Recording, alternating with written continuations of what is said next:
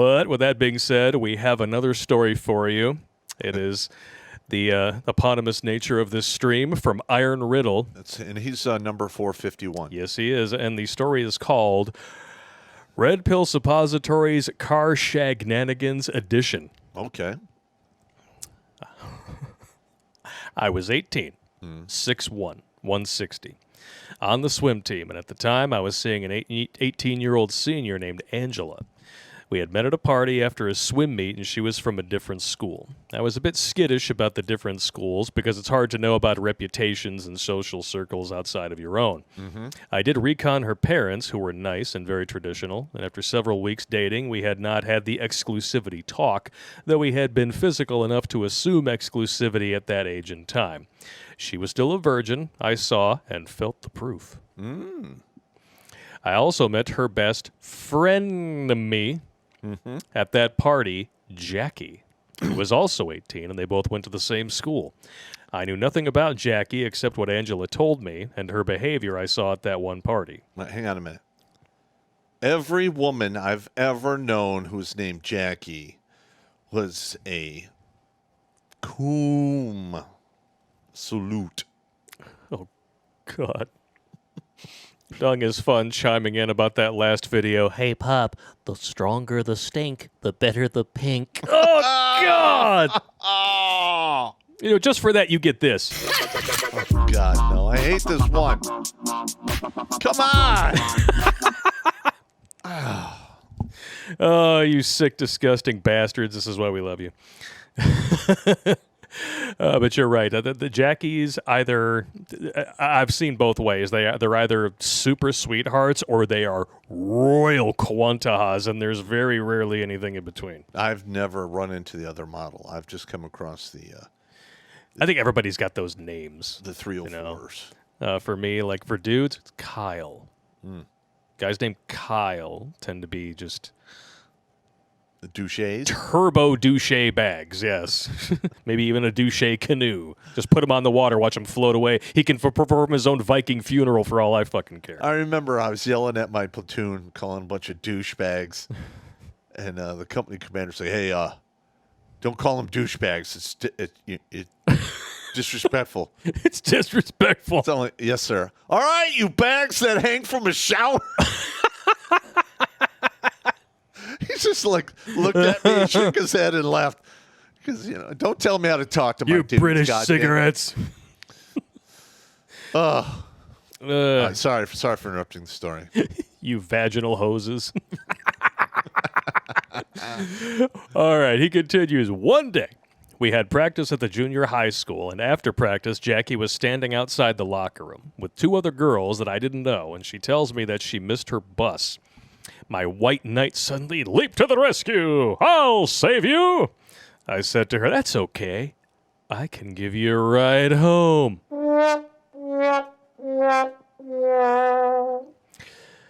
As soon as those words left my mouth, my esp kicked in hard, and it felt bad, really bad.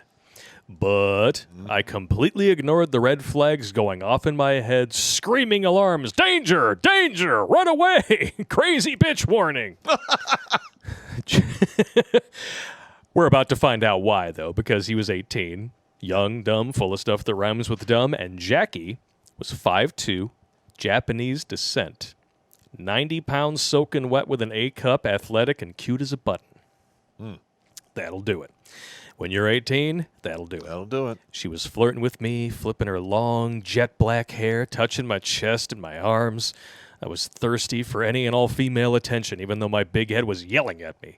Her story was not checking out at all. Her high school was 4 miles from the junior high, and it was snowing and cold. I asked how she got over here to this school, which she said, she got a ride. But she just said she missed the bus. So why didn't that ride take her home? Yep. Kept asking more questions because none of it made any logical sense, but I commenced Operation Save-A-Ho, despite all the fuckery right in front of my eyes. My Lord. No sooner were we driving down the road, she slides over next to me on the bench seat. Sitting on a bench seats really could save a lot of marriages, I'm just saying. Well, there's probably a lot of shotgun weddings happened Because of bench because seats. of bench seats. You're not wrong. Roadhead is infinitely more fun and pleasurable with a bench seat. Not that I would know or anything. I'm just saying. And expertly negotiates me fully exposed, extended, and hard as a rock. The big head still yelling, "Stop! What about Angela, you dumb fuck? Stop!" With the steering wheel in the way from her mouth-hugging head bobs, I rolled into a different parking lot a mile from the school. Now, this was 4 miles away. She got to work ASAP. Yeah. Pronto. As soon as her ass hit the seat, she started unzipping the Johnson holder. Her ass hit the seat because she's a bitch in the heat. Yeah. It's good times. Her adorable Asian body was quickly free from clothing and on her back. Oh The my barrage God. of love bombing from her outside the locker room had turned into very hardcore dirty talk about what she's wanted me to do to her from the day she saw me at that party. She's had time to think about this. She was going to execute her fantasies. I'd only read dirty talk language like that in penthouse forums, and I didn't think anyone actually spoke that way. I was shocked. Big Head still yelling at me as I got up from our horizontal mambo, and I sat shotgun in the car with her legs still wrapped around my hips and bleeding scratches all over my back. Yeah, I can't. Listen, that whole scratching thing. The Basic Instinct style, I'm not into that. That will not have any of that. Yeah, I looked like I was a victim of a shark attack once, and I was like, and we're done here. Yep. I looked at her, and she was smiling in absolute bliss in her post-nut afterglow, trying to pull me back for another round. She had no modesty at all, like it was completely normal to be wearing nothing but white socks on her feet and a string of pearls across her belly. She put her hand on the pearls and rubbed it all in like it was lotion, to which she reached yet another ozone, squirting on my legs and car seat. Damn. As she licked my blood from her fingernails with an, you taste good. That's creepy. Yeah, that's serial killer We've now shit gone right there. into nauseating creepiness. Yeah, this is some serial killer shit right here. Yeah. She asked me, when can I see you again? This is going to turn into Fatal Attraction, I think. I'm not going to be ignored, Iron Riddle.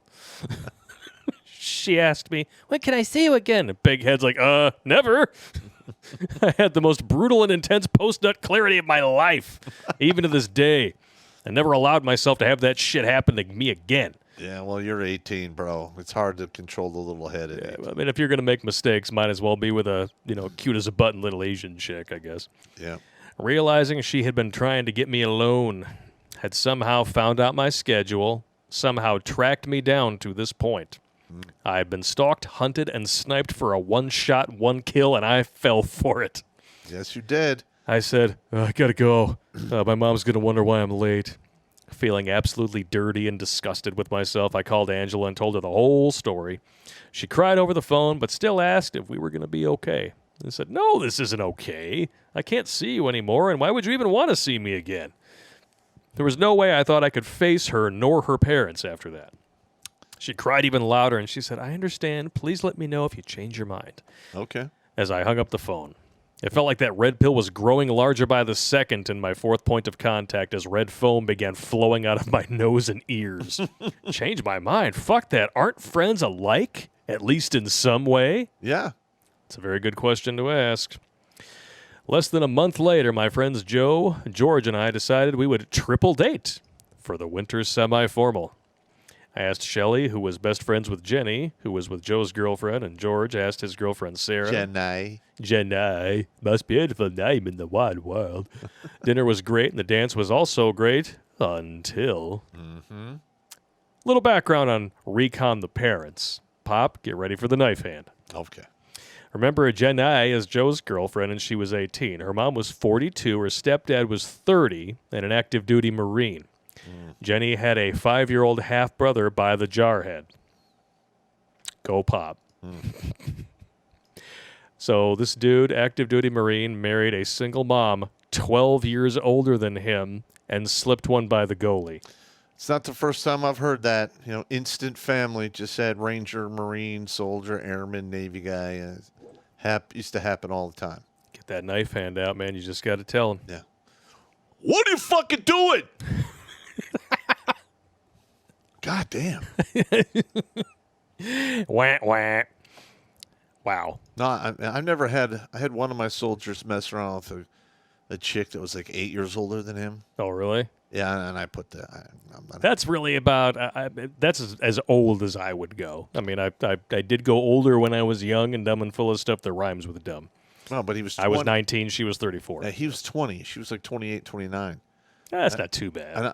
No, I'm like, dude, she's in the baby raby phase. Oh yeah, that's true. You need to not do this. You're gonna wind up paying child support for this. Get the young buck to knock him up. Yeah. Never a good thing. I'm just talking about age range. I wasn't even thinking about baby rabies. Thank you for reeling me back into reality. He continues, we all wanted to go to the ice cream shop after the dance, but George had to get Sarah home by 2330. He was going to drop her off in his car and said that he would meet us there at the shop. But that's a small one. I'm going to blow that one up. There we go. Jenny did not want to go to the ice cream shop. She wanted to go to the shrimp shack. No, I just made that part up. She didn't want to get taken home. She didn't want to go back to Shelley's house where she was supposed to spend the night. She refused to do anything except drag her feet, piss and moan, and bitch about everything. She refused to give us a clue about what she wanted. She continued to insist that she would just walk home. There were women have two sets of lips, one for pissing and one for moaning. There was 3 inches of fresh snow on the ground, and Jenny only had a light coat and high heels, so for her to walk 2 miles to her house would be frozen death. I completely lost my shit, yelling and screaming at her and punching and kicking a few lockers. Joe was afraid of me at this point and thought I was going to kick his ass for his girlfriend being an unreasonable quanta. The vice principal stepped in and told me, calm down, what seems to be the problem? Now here's a man that I was respectfully, reverently afraid of. He was nearly 3 times my age, but he played football, linebacker in college, 6'6", and a lean 260. Oh, yeah, he'll mess you up bad. He could have squashed me with his left thumb. Without skipping a beat, I spun around, and he's 18 inches away, and I'm eyeball high to his chin. I have to look up to see his eyes, and I pointed at Jenny and shouted at top volume, she's being a bitch, sir. Yeah. He says, all right then. The dance is over, and you all need to leave. Is there something I can do to help? Feeling like I should be within an inch of my life yelling at this man, I took a deep breath and I said more calmly, you already have. Knowing he was there snapped me out of berserker mode, and I handed my key to my car, my dad's car, to Joe. My dad always told me no one was supposed to drive it but me. If anything happened to that car, my dad would have killed me and just made another son that looks just like me. Yeah. Yeah, we all got that thread growing up. Yep. I told Joe, get her out of my face before I fuck her up. Be back here by 030, or like 0:30, so, or what was it, 0 dark 30, what we would call it, so we can get the girls back to Shelley's house by 100. George, Sarah, Shelley, and I got in George's car, took Sarah home on time, and then we went to the ice cream shop. Got back to the school parking lot at 0 dark 30 and waited, and now I'm worried. There you go. 50 minutes after midnight, they come slowly rolling into the parking lot like we had all the time in the world. They stopped, and I opened the passenger door, and massive rolling wall of heat flowed out of the car. Now, the heat vents in the car didn't work properly, so the outside air did not have time to heat up the inside of the cab before being vented back out. So I knew they had not driven far and had sat idle.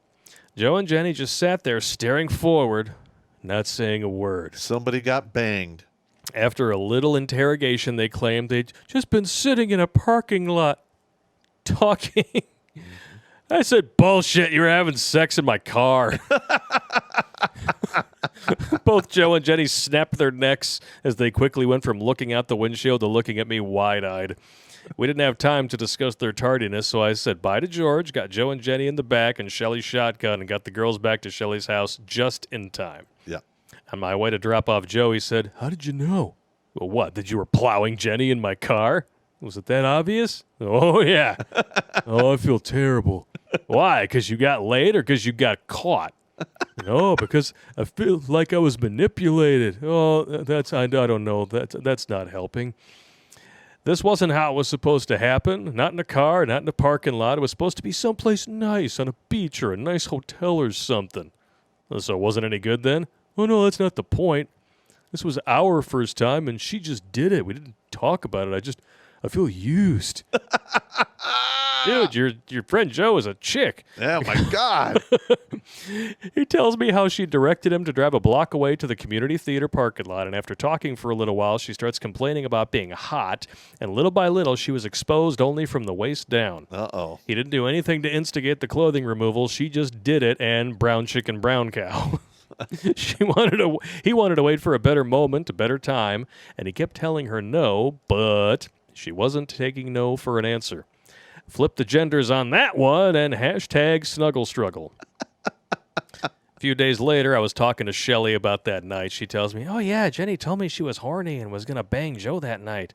Jenny played us all. She got exactly what she was after by manipulation tactics.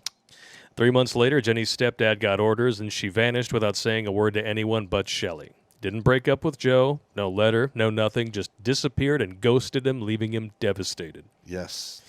3 years later, I was on leave and at a restaurant with Joe. I had leveled up to a very lean 6'2", 185. I kept hearing someone calling my name, but I didn't see anyone that I knew. Just then, this 5'2" Asian woman walks up to our table and says, "Hi, I thought that was you." Oh, no. She was easily about 180 pounds now, Yep. at 5'2", and her face had suffered scarring from really bad acne. Bad diet is an unforgiving mistress.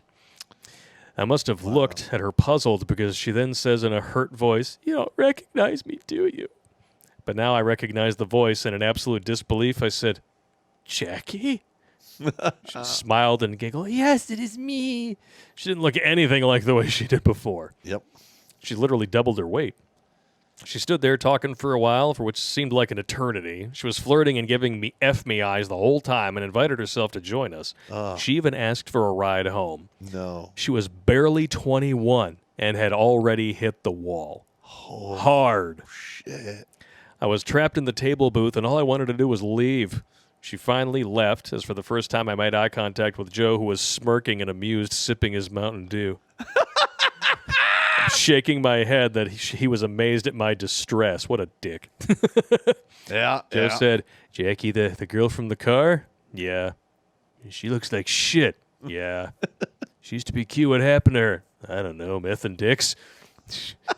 You know, she wanted to fuck you again. Yeah. You can walk home if you like. Shut up and eat your French fries." You sure? Yep. But her tits are so big now. Fuck you. So's the rest of her. You know, you're still driving that same car. Yeah, same car you fucked Jenny in.